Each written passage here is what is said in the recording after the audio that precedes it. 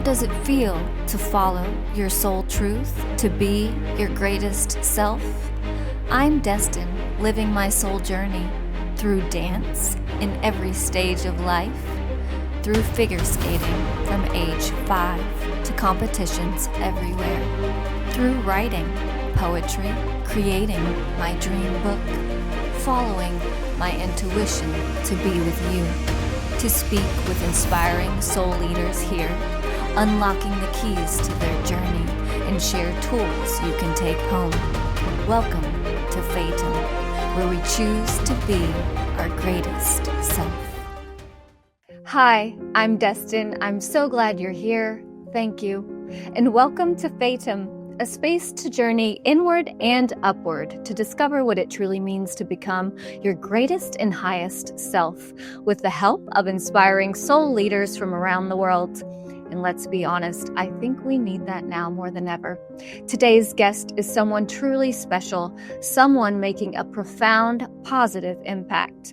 Dr. Kirsten Viola Harrison is a trauma psychologist, spiritual integration expert, and founder of Soul Wise Solutions. For over 25 years, she has helped people navigate deep psychological and spiritual transitions, including those living with complex PTSD, dissociative identity disorder, schizophrenia, and near-death experiences. She's also the co-author of I, Shauna, the story of a homeless intersex woman who inspired a community. The book tells the remarkable true story of Shauna Smith, an intersex woman living with schizophrenia whose life challenges medical stigma and inspires a movement towards dignity, inclusion, and deep soul healing. Before we dive in, I want to share something from my heart to you. Now, writing is how I connect with my own soul, and this poem grew from that journey. Inspired by today's conversation, this is called Lotus Like Us. Lotus like us, in mud, submerged, we thrive, in the muddy, still water, latching our sacred roots. Mud made of stains, mud made of grass, mud made palms gone missing north beneath the soil of rain, where weak skin sheds to armor, color in blindness, elemental protection, a grace that which survives in night. We sprout, stems rise from mud without stains in sacred muck, strongness peaks, new beginnings germinate, spines speak into seedling form, cloud shadows at sea, reflections germinate, perceptions where I once was, where we are now. Species of spores evolved to rise, exist, to develop, sprout seeded veins, our palms reach towards the light unlit, in process of the constant, finding me and cherishing you. We grow, we bloom, we rebloom. The leaves sit peaceful atop the river water, covered in air after the dark night submerged. Abundant flowers bloom above the leaves from the river water every morning, a blooming cycle that repeats after each hollow suffering. Cyclical persists with oxygen, self-care accepts the ups, the downs, the rush, uncertainty of what may lie ahead.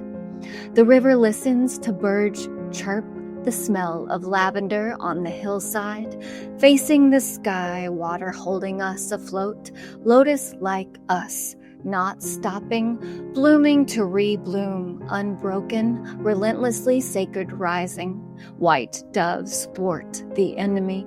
We sink into the empty, moments to attain ultimate peace, ingenuity of the sacred purity, rebirth, and strength. Resilient growth, we intercalate between the mud and the sky, woven into this constant flow of life we thrive. Still as the echo of still river water, loud as the echo of a water droplet between our continents, free as the clouds to move, and caught by the sun, morphing these echoes into bloom as you and I continue to bloom into me and I into you. Which brings me to you, Dr. Harrison. Thank you so much for joining us today. I'm truly honored to have you here. Your story and your work are deeply inspiring. Thank you. Thank you. I'm honored as well. And I just love the bloom and rebloom. That is the story of life, right? I'd love to kind of get into the first segment, your soul mission. What do you consider is your inner calling right now in this life? I would say from an early age, I was always that person on the playground that was bringing all the other kids in to be included. And so I feel like being an ally, sort of noticing people that are a little bit on the margins and kind of like finding some common ground to make everybody feel happy and accepted. That sort of has been how I've gone through life. And a series of choices in partnerships, marriage with people who've been very, very traumatized. And then experiencing the death of my brother at a very young age in an accident really kind of propelled me and broke my soul open to understanding voices that maybe have suffered through a lot of dark nights of the soul, a lot of struggle, found spiritual awakening, found guidance from a divine source. And I think all of it informed how I worked with my clients. And I just found that I had this deep resonance with just trying to have us all come together in community and help each other get through life. So right. And so you have a soul wise healing philosophy, is that right? Kind of reframing the traditional symptom into something as soul signals, is that?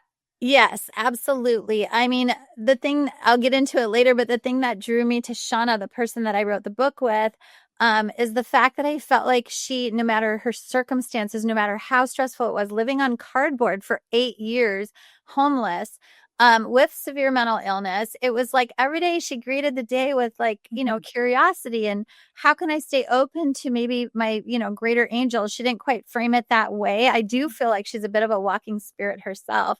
But it's kind of in the soul-wise process. It's like, let's get beyond traditional psychotherapy, in a box, in an office, talk therapy, which is super valuable. However, we can expand it so much to try to understand what is much greater. And the kind of theories of non-locality, quantum physics, everything says that, things are not just defined within here, within just the brain functioning. There's so much more that we're attuned to and receiving from another source. And so my job, I feel like, is to try to honor that and to try to really bring that into the therapy space.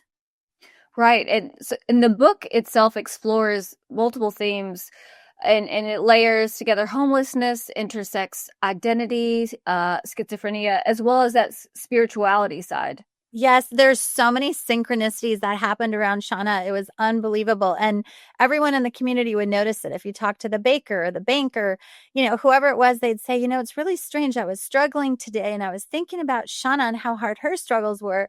And all of a sudden, Shauna just appeared. And it happened with such frequency that one of the people, he and I actually went to lunch to talk about it at length so I could write about it in the book.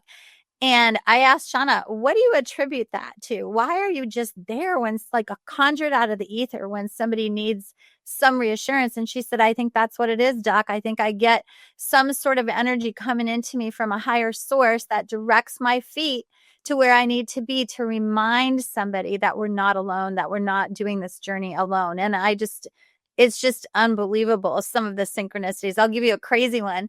I was in LA with my daughter and I grew up in Minnesota and there used to be a lot of squirrels. And I was sitting in a park in Santa Monica with my daughter. Never had we discussed squirrels, like ever.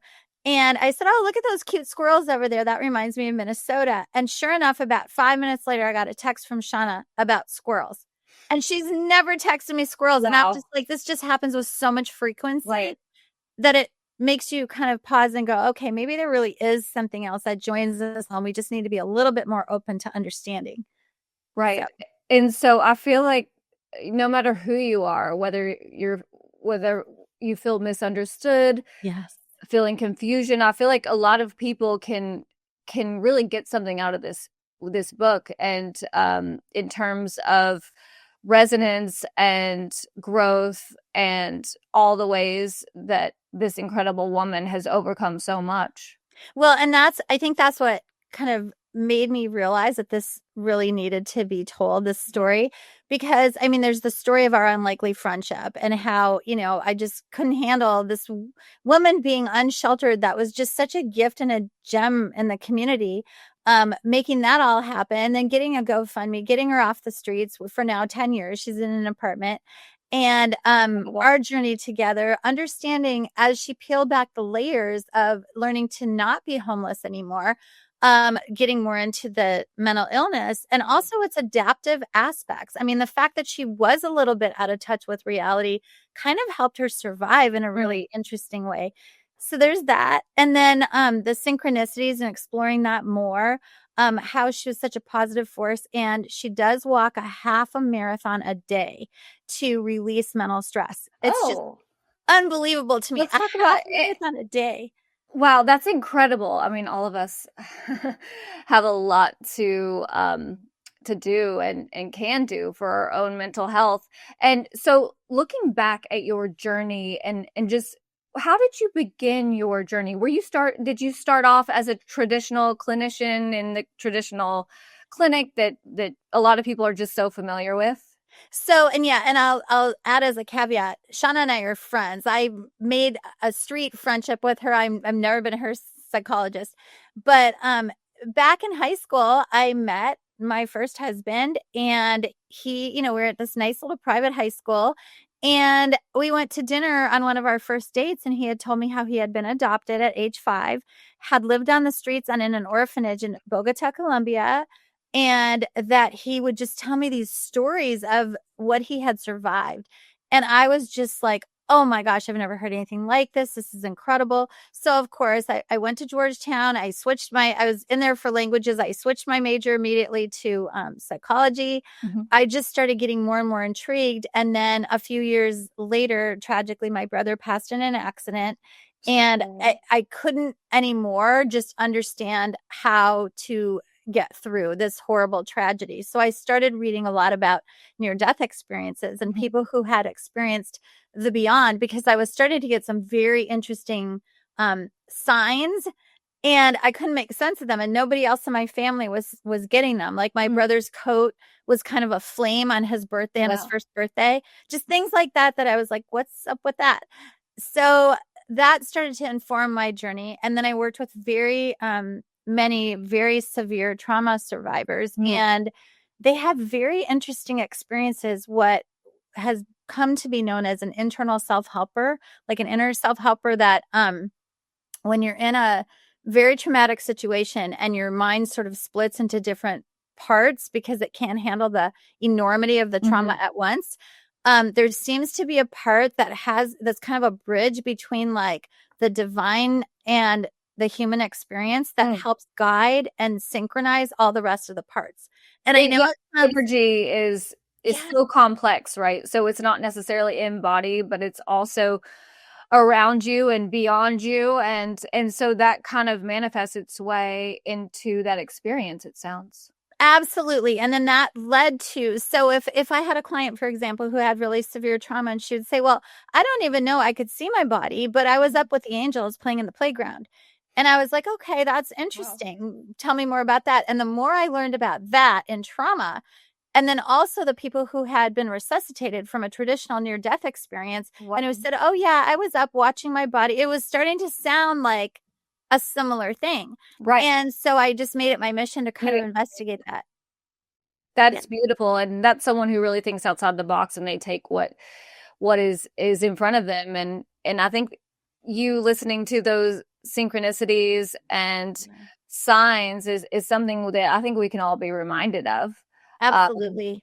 There's always something greater. If we can really take that in and really believe that something is caring for us that might not be seen, it shifts your entire perspective and the way that you approach life.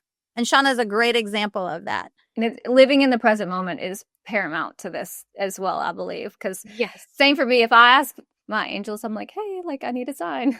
It shows up. And if I ask for a specific one, just to make sure that's right. It also shows up. So, it's kind of incredible. You just have to be open to it. So kind of, I love to segue to your toolkit, like the ways, the practices that you use personally, as well as help facilitate for others, which I believe you talk a little bit about mood walks helping with the healing experience. So I think in the traditional therapy environment, you're not just going to go take a walk with your therapist, right? However, in a life coaching environment, which I have found to be so much more open, because you can really understand if somebody's saying all this trauma happened in the woods, it's like, okay, let's go take a walk there. And then in real time, you can really process a lot of the abreactive material that's coming out. So I've found that to be very freeing to use that kind of paradigm.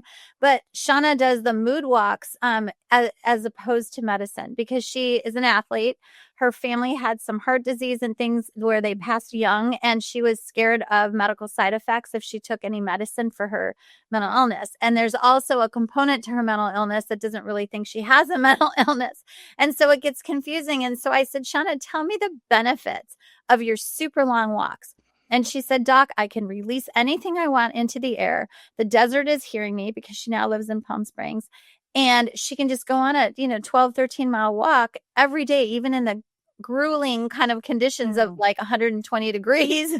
She just does it, gets it done. And she is so positive. She meets so many people. And so I've definitely used that with my clients now, where it's like, okay, let's just start to get everything flowing in resonance. And I feel like it'll just open the energetic channels to everything else that we're trying to do. I called them peace walks prior to this meeting you, but now I'm going to be calling them mood walks. I'll call them peace walks. I love that. Well, my daughter runs 10 miles a day, so she gets on me to make sure that I'm getting my walks in. And for me, it's more, we live right next to the ocean. So it's just being able to walk there and make sure that I'm feeling the sand on my feet and just opening my spirit to the wind and to everything that's coming through, so that there's just this true feeling of complete, like you said, peace. And then I feel like our cells just rejuvenate and everything just works. And all the ions coming off from the water with the waves crashing. It's something truly spectacular. And what's perfect about it is everyone can do it. You can find a way to somehow just get the body moving and find some way to just cultivate, 5-10 minutes a day. As a first step for people, experiencing intense, stress and perhaps like initial effects of trauma, what would be like a first step, other than obviously seeking professional help?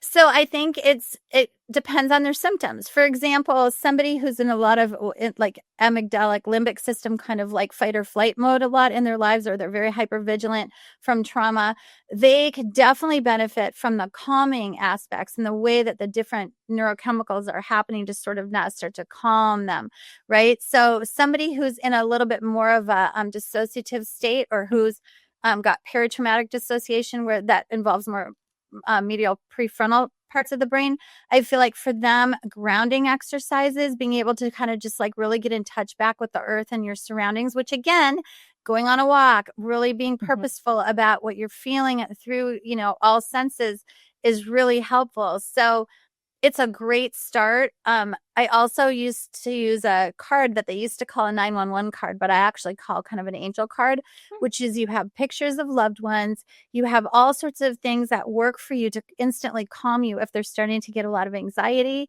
Yeah.